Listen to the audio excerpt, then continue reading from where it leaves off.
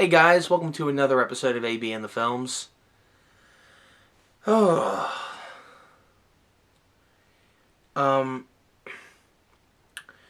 I didn't want to see this opening weekend when it came out. I didn't, because everybody that worked at my movie theater that I work at saw it and told me it was trash.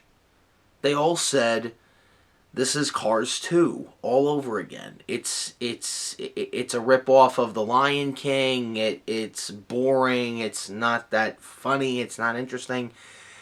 And I said, oh, wow, okay. And I believe them because, Cars 2. Monsters University.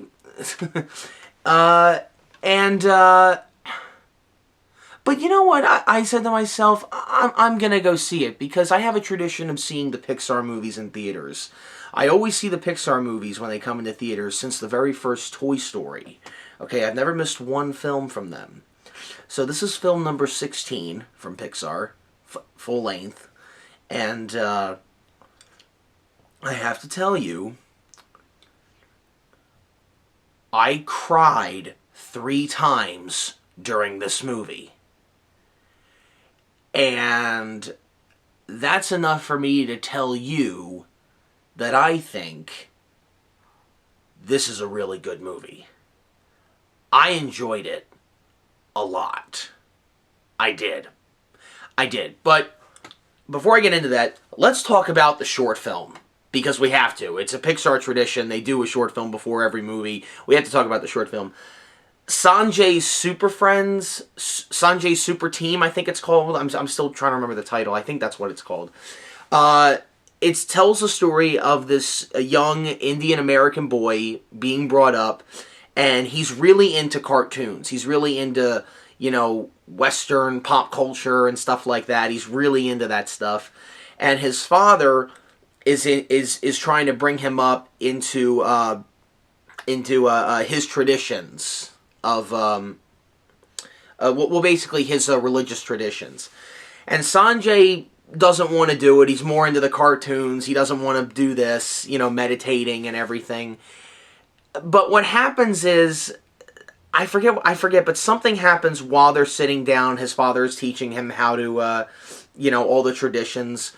And something happens where Sanjay gets groped into this whole thing where he has his super friends, his superhero team, crossed with what his father's beliefs are and his ancient, his traditions, and it comes crossed together.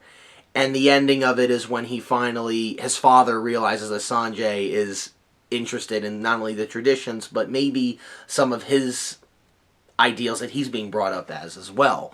So, as far as the short films go, I was interested in this, very interested.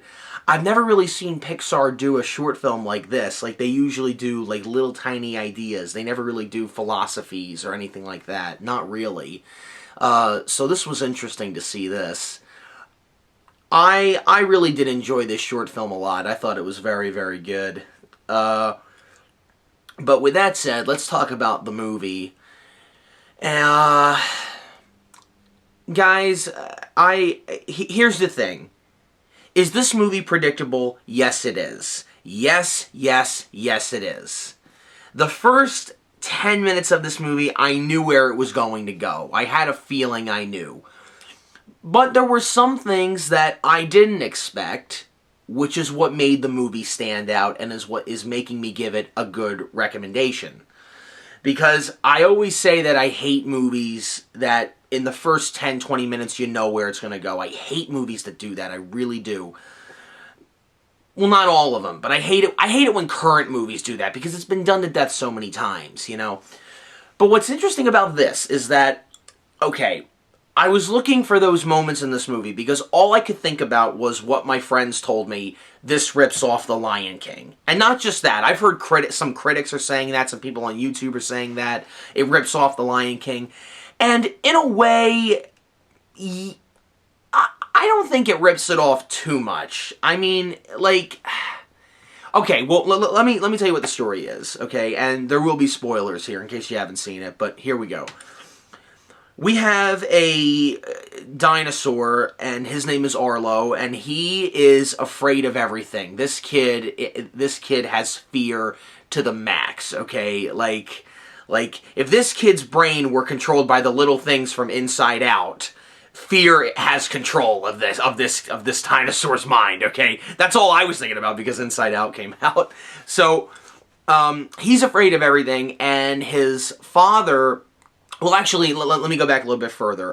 This basically answers the question, what would happen if the asteroid, when it hit the Earth 65 million years ago and wiped out the dinosaurs, what if it missed? And this takes place millions of years later. So basically, whatever happened 65 million years ago is still going on. Only dinosaurs are much smarter now. They can talk, I guess. That was a big surprise, because from the look of the trailers, I didn't think any of these dinosaurs were going to talk. I thought it was going to be kind of like WALL-E, where, you know, half of it was going to be dialogue and some of it wasn't. And here's the thing, when there is no dialogue, it does make sense. It does work very effectively. So Arlo grows up, and his father, and basically Arlo's father, they're basically, I guess, a farm, like they're a family of dinosaurs that harvest crops, and his father wants him to do something really fantastic, and to put his dinosaur print on these rocks that protect their food, to show that, you know, they have something to be accounted for, I guess. I'm not really sure. Like, see, if you guys saw the first 10 minutes of this, you know exactly where this is going to go. Okay, and his father tells him, you know, and we have the scenes with the father and the son, and right there, I'm thinking, oh, okay, well, this is what they meant by The Lion King, because now I know what's going to happen here. What's going to happen to the father? I wonder. And plus, this is Disney, guys. I mean, it comes with the territory. So he gets offed, and of course, and Arlo has to go and find his way home, because while he was with his father, they were far away from home, and they were by this river, and the river has pushed him far away from home. So now he's got to find his way back home, and he comes across this little cave boy, who he names Spot, which basically, this kid just acts like a dog, even though he is a caveman, but he's like a 7-year-old little kid. And there are many scenes in this movie that really affected me, and it reminds me of why I love what John Lasseter loves to do.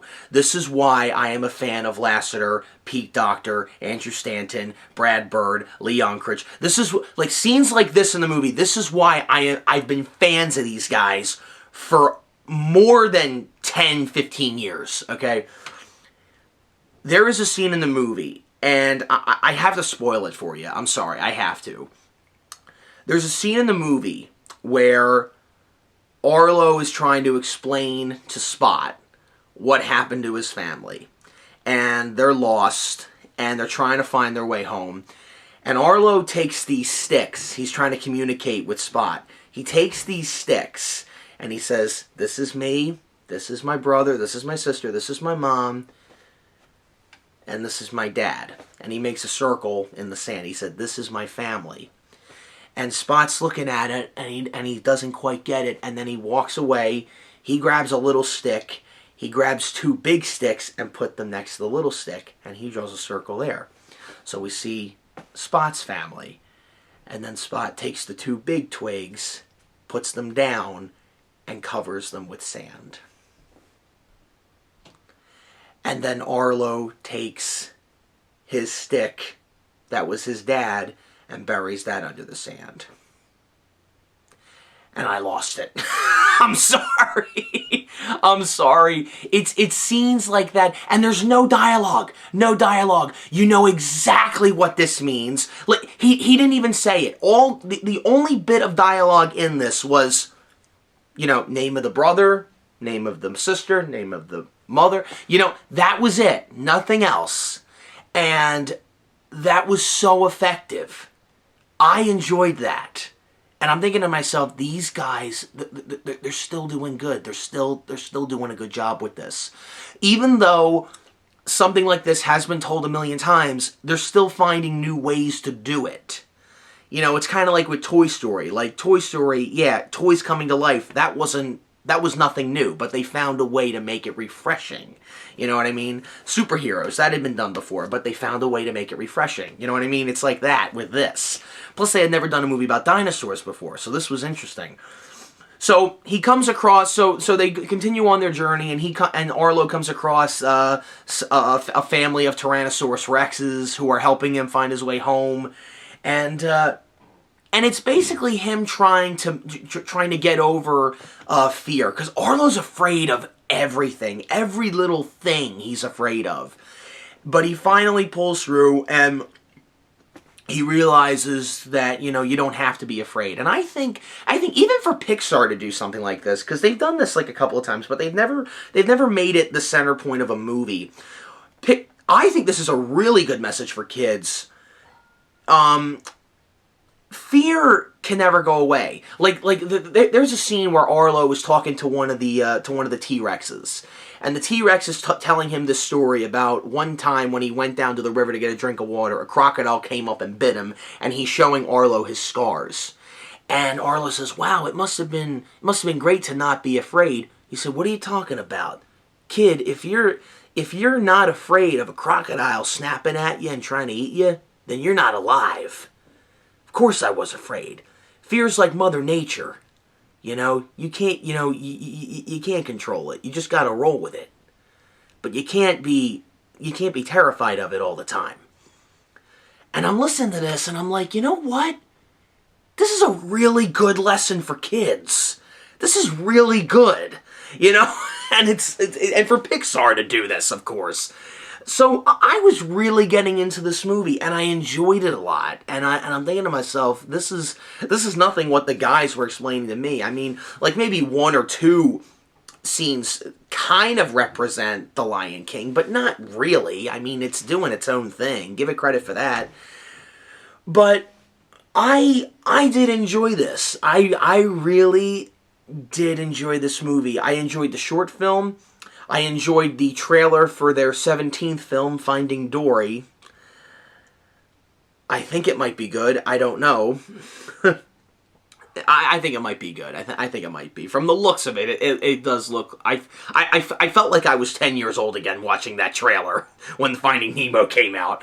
So yeah, the Good Dinosaur, I enjoyed it. I mean, as if, you know, it's got a couple flaws here and there, but it's passable. I'm not going to say it's passable. You know what? I am going to say this, along with Inside Out, one of these is going to win Best Animated Feature. One of those. And, you know, like Pixar lost me with Cars 2, but they brought me back. They even if Pixar screws up, they find a way to bring you back. They do. And with The Good Dinosaur, I liked it. And I think you guys should at least go check it out. I think it's pretty good. So yeah, that's my review on The Good Dinosaur. And I will see you guys in the next review. Later.